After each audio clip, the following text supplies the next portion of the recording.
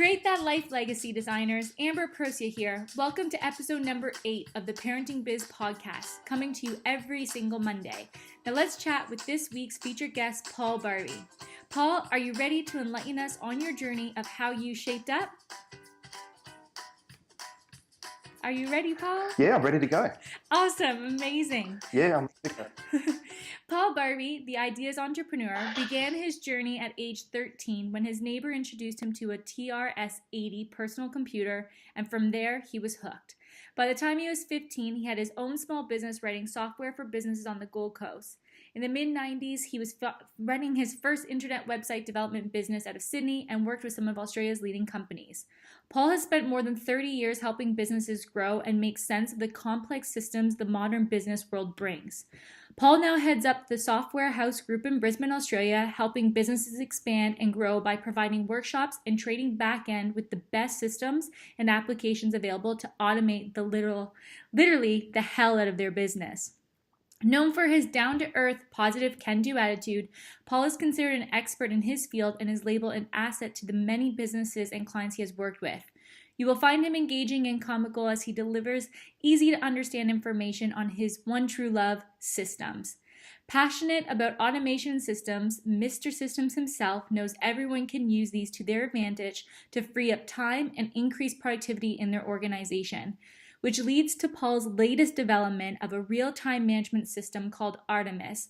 And to be honest, my own personal business wouldn't have survived the dramatic changes it has gone through without this tool. So thank you so much for creating it, Paul, first and foremost. No problem. So please take a minute and fill in any gaps from that intro and give us a little glimpse of your own personal life.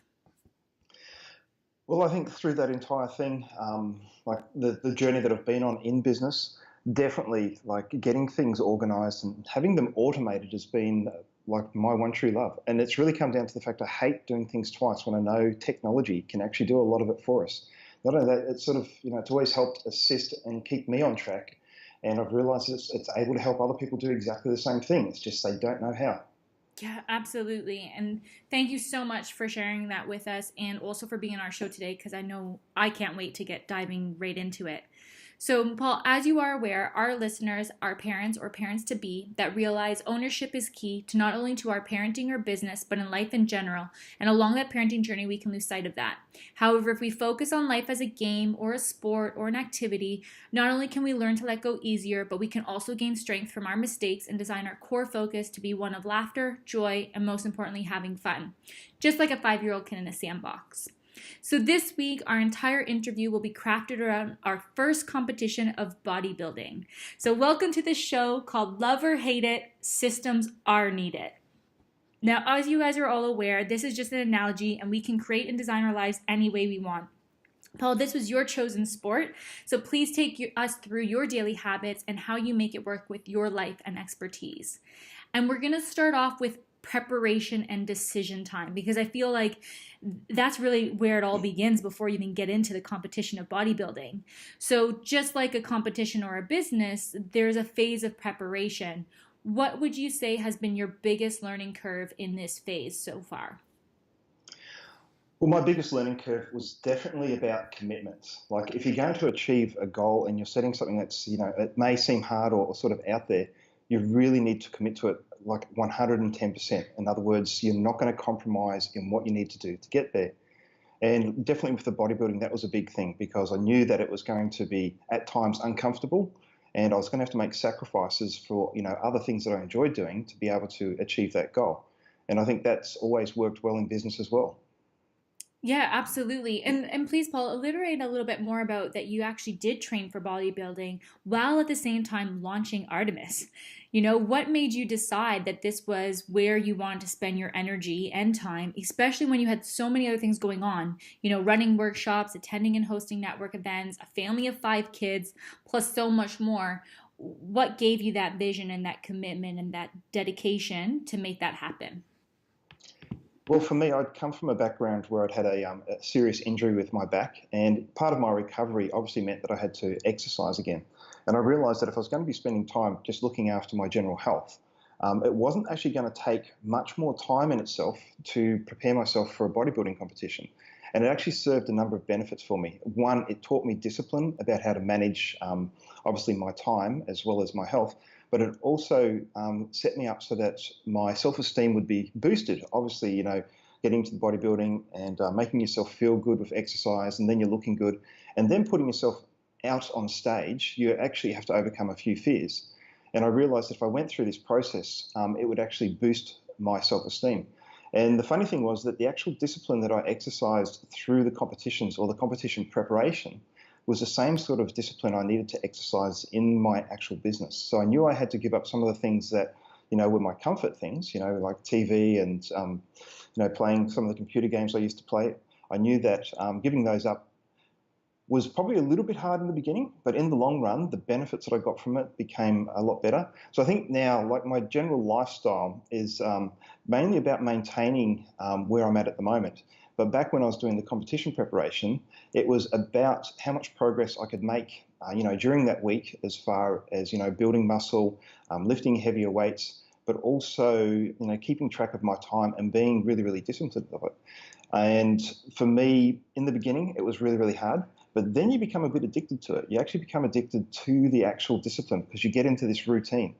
And funnily enough, even though things may seem hard in the beginning, once you get that routine up and you've got those, constant schedules happening, it actually becomes a lot easier to be able to keep on track. Yeah, absolutely. And it's just getting over that hump, isn't it? Just of that ritual. What have you found that, especially with maintenance now, because that is a big key after as well. You can do all this hard work, and then as soon as the competition's over, there's a lot of tendency where a lot of bodybuilders will go backwards because then they'll go into the cheat days and they'll get into bad habits. But I love that you said that you're still maintaining that. What rituals are you currently doing now to maintain this balance, if you like that word, but also still that integration between work and leisure and still looking after your health? Well, I think the big thing for me now is definitely the eating. The eating's one of the, I suppose, for a lot of people, can be a real issue.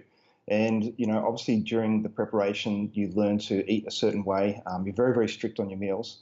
And then now that I'm in the maintenance sort of mode, I've really cut back on, obviously, the amount of food that I eat, which comes with a little bit of a compromise in that, I can be hungry earlier on in the day because I now do intermittent fasting where I'll eat most of my food, sort of in the afternoon at nights.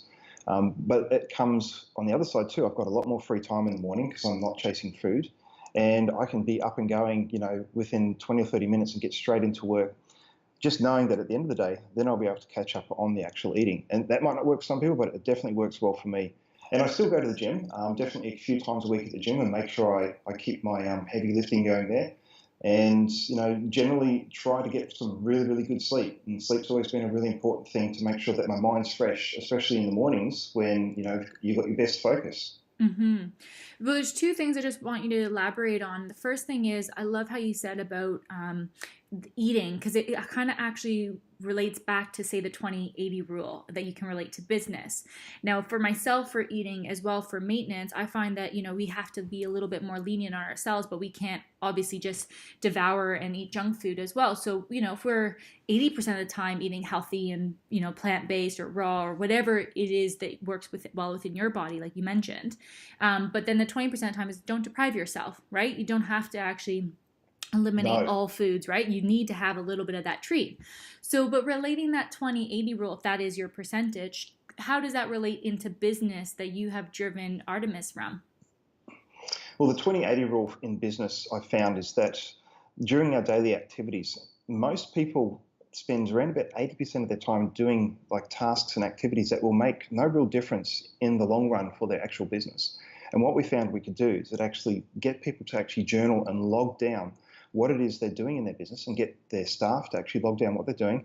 And it was just a simple thing of getting them to fill out a spreadsheet, list down everything they've done through the day, how long it took, and work out what are the top 20% of things that waste their time and what are the top 20% of things that actually make the biggest difference. So then basically what you're doing is you're culling out the ineffective activities, or you're streamlining them, and you're focusing on the 20% of activities that are going to make the biggest difference.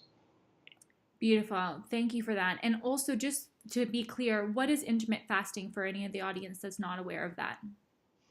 Basically, intermittent fasting is that I will consume most of my food in around about a 6-hour window. And it sort of varies depending on the day, but I'll try and eat as much as I can in that 6-hour window. And then outside of that, it's just basically some black coffee and lots of water. So it makes it nice and simple. And to be honest, when I do eat, I can basically eat anything I want, as long as I'm eating outside of that window and it's not ridiculously bad food. So, going out for a nice meal, having some tasty foods and a few treats there as well is definitely fits right within my schedule at the moment. Yeah, and I think because we're talking all about systems as well with intermittent fasting, how does it do with your body systems? What is the benefits with it there? Are you aware of that? Well, the biggest benefit, I think, for intermittent fasting is definitely it forces your body to basically work very, very efficiently with what it has in the time period where the food isn't there. So you find that, if you're carrying excess weight, proper intermittent fasting, and you definitely should talk to someone about it if you're going to do it to make sure it's done right, depending on different body types, forces your body to, basically burn off the excess fat, and it also causes your body to start to, I suppose, clear out the rubbish in your systems. So it definitely gives you a good clean out. And that's probably one of the biggest things for me is, being able to maintain my current body weight without having to put on too much weight, but still being able to go out and eat, nice meals with people in the afternoon and the evening. Yeah, beautiful. Awesome. Thanks for that, Paul. I appreciate that. The next little chapter we're going to do with the bodybuilding is commitment. And I know you've touched down on it about within the preparation and the decision time is that you have to have that commitment. But this kind of goes into, life in general. So business, parenting, and of course with health and fitness. When sometimes we know we're committed and we have to do the task, but what happens when we don't feel like it? There's going to be days where we don't feel like it. There's going to be days where we won't feel like parenting. There's going to be days where we don't feel like doing a task for a business. We won't want to work out. How do you recommend, or from your experience far, how do you get over that hump? I think having the end goal in sight, like really focusing on what the benefits of the end goal are going to be. And even just like I do, I'll play through the story of what the benefits are going to be at the end of it. What am I going to gain from putting myself through this uncomfortable position at the moment? So you might not want to do something, but in the end it's good for you. And I think too often we focus on the very much the now rather than looking on what we're trying to achieve in the end. And for me, I definitely felt that, with the bodybuilding, I wanted to, have my self-esteem feeling really strong. I wanted to look healthy. I wanted to, be comfortable with who I saw in the mirror. So like those things were very, very strong for me. And I know that like the time that I did spend where I was, giving into, those instant needs where I wanted stuff straight away. At the end of that, you might have had that really great meal, or you might have, not done the tasks that were needed to be done in front of you. But afterwards, the taste was never really that good in your mouth. It was like, okay, I really didn't need that. I should have done it the other way around. And I think the key is to just keep in mind what it feels like when you don't, stick to your when you don't actually keep to your end goals, when you don't keep to your commitments. It can actually really affect how you feel about yourself and your future performance. So I know that when you achieve goals and when you push through those few hard times, and it might just be a couple of hours where you just really don't feel like doing something, but you just sort of, keep tapping away, do a bit by bit. And you might not be as efficient as normal, but at the end of it, you'll feel really good. And next time you come to do it, you go, yeah, this is going to make me feel a lot better if I get it done now. So definitely having your end goals there is a real key, and focusing on them is a real key to be able to, achieve those things. Yeah, no, I absolutely love that, because keeping the end, the end game in mind is such a big thing. But what if, subconsciously you kind of forget about that, right? You're just still stuck into the moment of, I really don't feel like doing that. Do you have little pop-ups that remind you? Like, so for myself, I have Post-it notes that literally are there, or a picture, or my vision board, or cue cards that are kind of dispersed all around. So some are in my purse, some are in our bathroom. I draw everywhere. Mick always says it's like a coloring book in our house, because just, I draw on the windows and the mirrors and stuff. Do you have any of that so that it is constant reminders, or is it just so ingrained in your subconscious that when you feel like that, your subconscious kicks in and says, no, this is why we're doing it. This is what we want to go for? I actually write on my mirror. I use one of those mirror markers, and I actually write down, how I want to feel, what my goals are, what things I want to achieve. In the old days, I definitely used to have post-its all up on the walls and things like that. But I'm pretty well, strong in my routine now, so I don't have as many sort of reminders there as I used to. But one of the big key things actually with the Artemis system that I built is that it gives a reminder at the end of each day to say, hey, how did you go with this? How did you go with that? Tick off the things that you did do. And it's actually set up in such a way that it's scheduled my entire week, month, and basically the quarter is all scheduled out. So I do get those daily reminders to keep me on track. I love it. Yeah, that's fantastic. And I love that you've included that in your system to remind you as well. So that's fantastic. So let's go into the next section, which is called cheat days and meals. And this is about letting go and rewarding ourselves. So as you were in training for the competition, how vital was it for you to have cheat deals or cheat meals for yourself to keep going?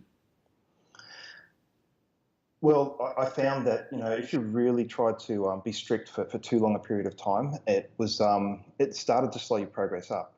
And the funny thing is, if you could have those cheat meals, had them basically once a week. So like on a Sunday, you could just go for broke, just eat as much as you want. And we did get a lot stricter towards competition day, but in the preparation and working up to it, those cheat days, eat whatever you want. And you'd be really, really looking forward to the sweet treat or, your favorite fatty meal with, all the extra carbs and salts and all those sort of things on it. And you'd be, like hanging out for it. And when you ate it, it tasted so good and you felt so good about yourself and you're happy. But then afterwards, definitely for me, if I ate too much sugar, there's a few side effects which reminded me that something I couldn't do every day, but definitely enjoyed it. And for the emotional side of things too, you don't need to be ridiculously strict on yourself all the time. It doesn't help your, you're feeling good about yourself or anything like that. It doesn't help, I suppose, your motivation if you know that you've got 3 months of just eating, plain rice with boiled broccoli and steamed fish. But if you know at the end of each week that you've got a really nice treat coming up and it might be a nice big meal, out with friends or something like that, you can definitely, set that as a goal, and it sort of motivates you to be, to be disciplined with yourself because at the end of it, you're going to get something really, really nice, which is going to taste extra good because you have been disciplined. Yeah, absolutely. And this is really relevant to business, I find, because a lot of us forget to actually reward ourselves regularly and often. So we're just putting our head down and we're just, getting task by task completed. But do you actually schedule these into your calendar, or how do you actually ensure you take a step back and applaud yourself for everything you've overcome and that you've accomplished? Well, definitely, like in the business world, we'll have a review each month and have a look how we've gone. And that's basically, we'll sit down with the business partners and we'll have a nice meal and we'll talk about our progress and how things have gone through. We'll bring up all the opportunities that we've currently got, and we'll congratulate each other on our good efforts. So we keep that sort of as a regular thing that we do, each and every month. Some people do it each quarter, or some people might do it each week. Mm-hmm. But having that end goal or having that time set where you're going to sit down and review and then, be able to say, hey, that's a really good job done there, guys. You've done really well. Another thing we do too is that we make sure that we get some time off from the heavy schedule. Whereas like the business partners and I will actually take a week where we'll drop our schedules right back and we'll have some time to be able to, maybe just catch up on some personal stuff and things like that. And, definitely after you've had a good rest for a week or so, and I'm not saying stop and work, like some people just can't do that straight away, but, not having back-to-back meetings, because generally we will load our weeks up so that we'll be working from 7 in the morning till 10 at night, definitely if we're out doing the networking and the connecting with people and running different functions and things like that. Mm-hmm. So, but being able to, and I'd call it a business treat week where we'd have a bit of time where we wouldn't take it off at once. We'd just sort of, stagger it between us. And that's definitely a benefit of working with, other partners or even collaborating with other people, is that you can push hard for a period of time and then you can, pass the baton on basically. Yeah, absolutely. And that's actually two elements. One thing I'm working with my business coach was, have you read the book, The 12-Week Year yet? I know we talked about it before, but did you end up reading it? Yeah, I definitely did, and I love it. That's brilliant. Yeah, so pretty much I incorporate that into, and for those, if you haven't heard about it, Shane and I actually talked about that book a couple episodes ago, so you can check that one out. But pretty much, your entire year is actually rolled into 12 weeks, and your entire month is rolled into 1 week, and your entire week is rolled into 1 day. So it's very condensed, but after that 12-week phase, you take off a week and you just review and you adjust and you just see, how did you do? Where do I need to go from here? But one element that I even brought into it is once a month, I actually do a breakout period for 3 hours in a working day. So I actually have it on a Thursday afternoon. I'm blocked out. So they actually recommend doing it during working hours usually, so that you feel that you just switch off, you go and play, you go and do something for fun, and you enjoy yourself, because that's why we're doing this for business, right? Is for our lifestyle and for our freedom and for, our legacy and our dreams. So we have to constantly remind ourselves that and feel fulfilled. So this leads me into my next question, Paul, because the fact that you're actually taking action and implementing that day in, day out, and you actually incorporate that with your team, which I love about you guys, is how has this impacted your overall health and well-being, but most importantly, being a dad, because I'm sure it's impacting your children as well. Yeah, for sure. Look, as far as impacting my health and well-being, it's definitely made it a lot easier to maintain the intensity over the period of time that we've been working. Like we'll have periods, I had a 3-month period there where I was working 18-hour days, but then to take, a couple of weeks to actually wind back and to drop back to more reasonable hours was important, because then it gave me time to, catch up with my kids. I've got adult children now, and being able to get around and see them and not have the worries of business on my mind there. But it also becomes imperative that you actually really well set up in business to be able to do that. You can't just sort of be carrying the whole load yourself and then just drop it. That clients are not happy when you don't turn up for meetings. Yes, yes, of course not. That's beautiful. Thanks so much, Paul.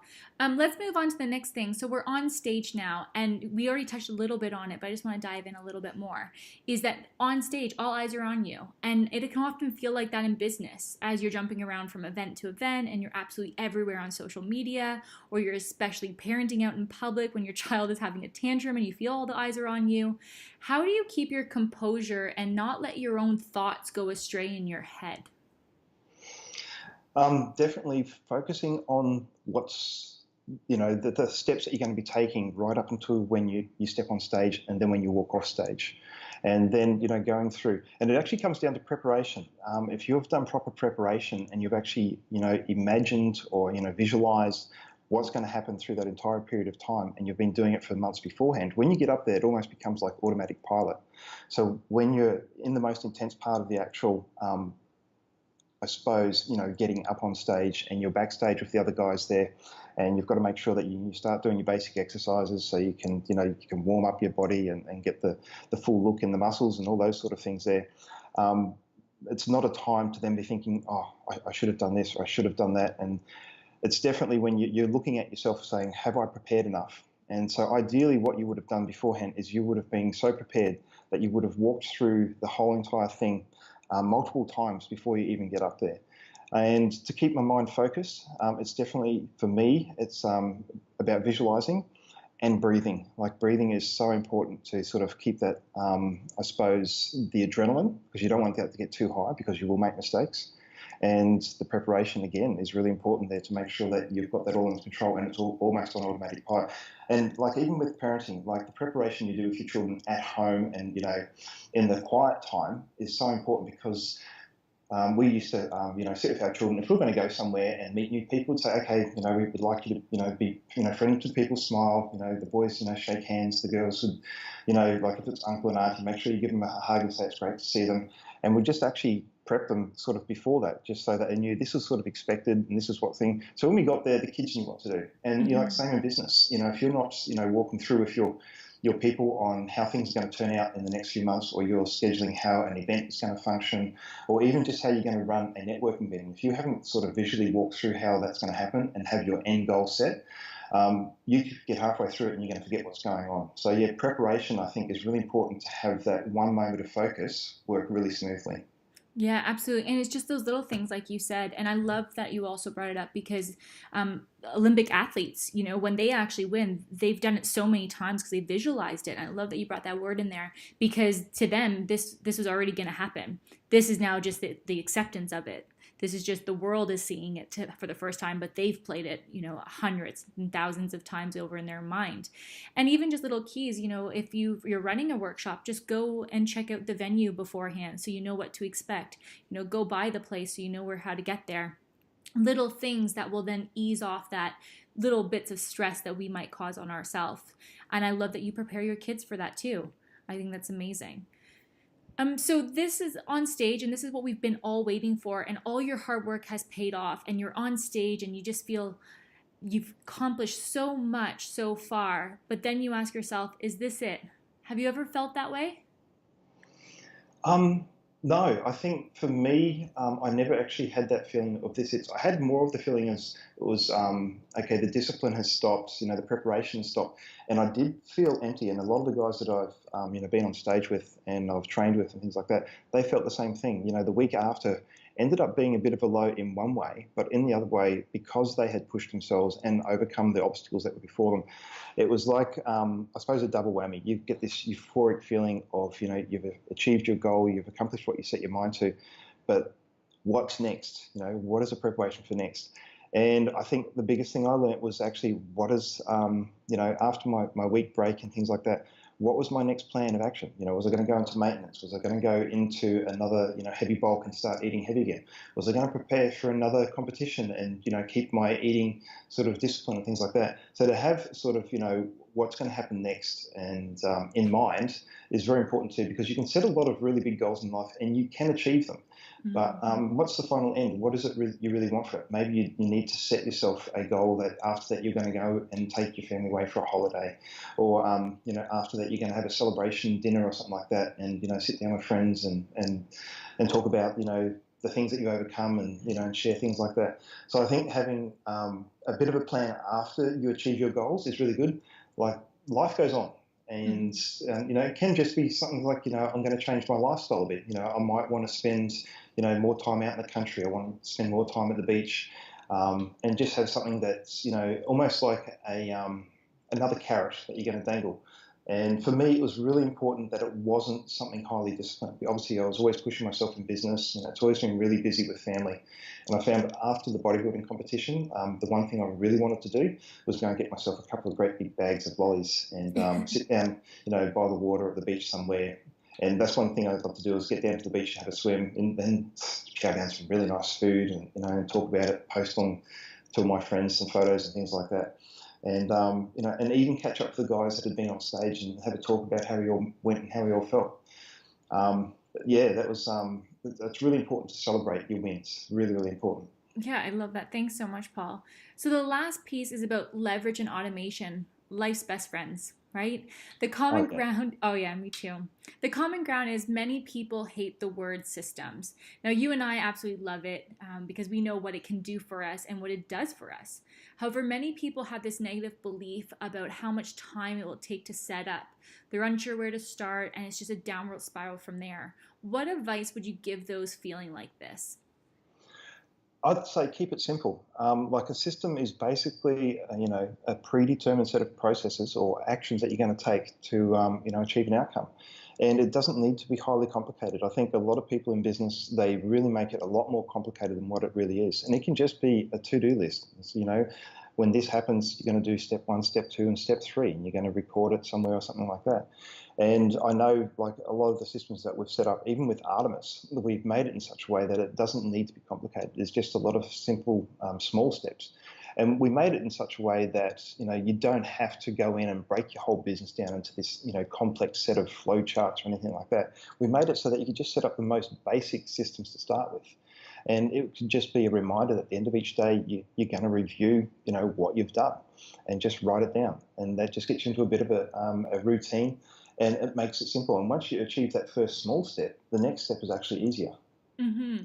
And if you could just elaborate, what is Artemis from your own words for our audience to understand a bit more?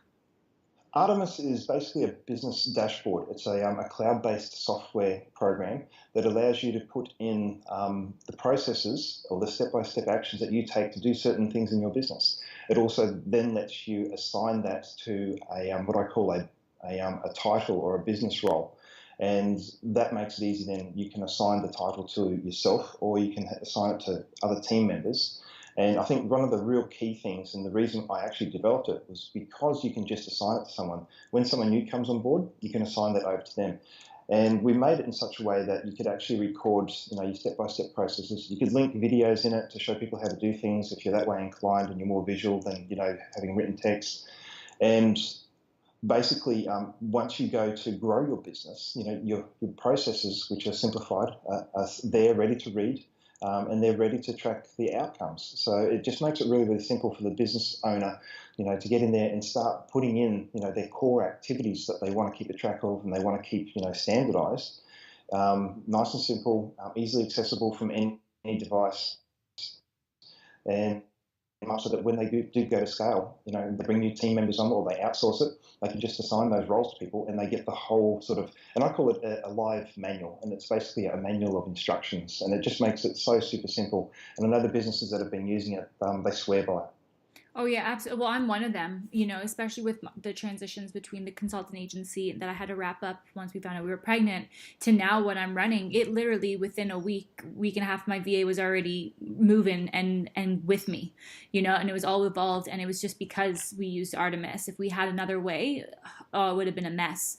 And then with all the retraining and one aspect I really love about it too is, I'm not a control freak, and however, I do love knowing what my VA is doing because she's a virtual assistant. She's in the Philippines, and she's absolutely amazing. But I also have to know that she's actually doing stuff too. And this allows us to be able to micromanage without any micromanaging. She has tasks that are there, and I can see based on KPIs and daily tasks that show up that if she completes them or not without me being on her back. We talk maybe, once or twice a day. And it's just checking in or anything that might need to be clear, and that's it. So, I'm off to Ireland on Friday, and literally she'll be running the fort. She'll be holding down the whole business, which is amazing. And it's because of Artemis. So thank you so much, Paul, once again. No, it's sure welcome. Yeah. So how has leverage and automation through systems not only helped your business life, but also your personal life as well? Well, I think the biggest thing it gave me back was time, and also freeing my mind up from worry. Like I realised that a lot of business owners, they carry a lot of how their business works in their head. They carry, what's going to happen next week, what's going to happen next month. It's all sort of, sitting in the back of their head. And I know when I first started on my business journey, I wouldn't sleep on weekends because my mind was always so active, thinking, have I organised this or have I organised that? Mm-hmm. And then when I started working with my father, and that's where I sort of really came into developing the system, and we were scaling his business. We actually scaled it 10 times over in around about 18 months. So it grew really, really fast, really rapidly. And being able to just, set up processes, set up systems and have them, set in one central area, made it so that, come the weekend, we knew it was all set up. We knew we were going to get reminders. We knew that everything was sort of laid out and how we wanted it to happen.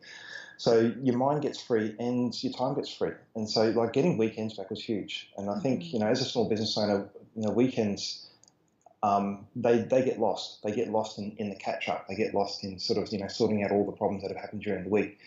And, to be able to alleviate that from a business owner, it's actually one of my biggest goals with the actual whole Artemis program and the Free the Thinkers program that we're setting up is to alleviate that pressure off the small business owner. So, they can get some sort of quality of lifestyle back. And as the name of Free the Thinkers says, it frees up their minds so they can think about the things that they're really, really good at. Because I know there's a lot of creative business owners out there and they don't get time anymore to be that person because they're basically stuck in the grind. Yeah, absolutely. Well, that leads into, Paul, how do people get in touch with you? And please share, how can they even, give Artemis a go or check out the Free the Thinkers tribe? Anything to get in touch with everything that you mentioned today would be super. And I'll add it into the show notes as well. So whatever you say. Mm-hmm. Well, they can go to freethethinkers.com. I've got a free email series there which shows you the first steps you can take to, simplify your business. It's got a nice video tutorial as well as a worksheet that you can work through. And that also then leads into a free trial of the actual software. It gives you a free trial, a 30-day one there. If they want to chase me up on Facebook, just look up Paul Barby, same on LinkedIn, Mr. Paul Barby, and on Instagram is Mr. Paul Barby, and then on LinkedIn, if you look up Paul Barby and Software House, you'll find us there as well. Fantastic. Well, thank you so much for being on the show. Is there anything else you'd like to say to the audience before we wrap up for today? Yeah, definitely. Like, set your goals, and don't let your own self-doubt stop you from achieving them. I think one of the biggest mistakes a business owner can make is to give up trying. Absolutely.